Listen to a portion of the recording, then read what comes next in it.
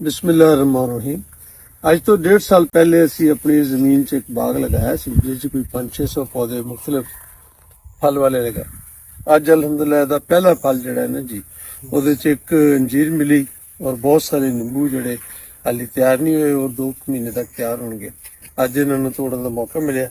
अल्लाह रब्बुल इज़्ज़त का शुक्र अदा करने जिसने सानू तौफीक ता फरमाई कि इसी बाग लगाया और ये भी तय है कि इसका फल ना बेचा जाएगा ना ही किसी होर माली फायदे लिए इस्तेमाल होएगा।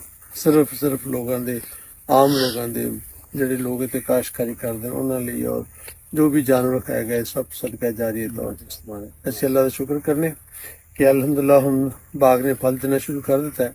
इंशाअल्लाह अगले साल अप्रैल तक बहुत सारे होर अंजीर भी बहुत सारे मिल जाएंगे और अनार तो खैर शायद देर तक हुए और सिट्रस भी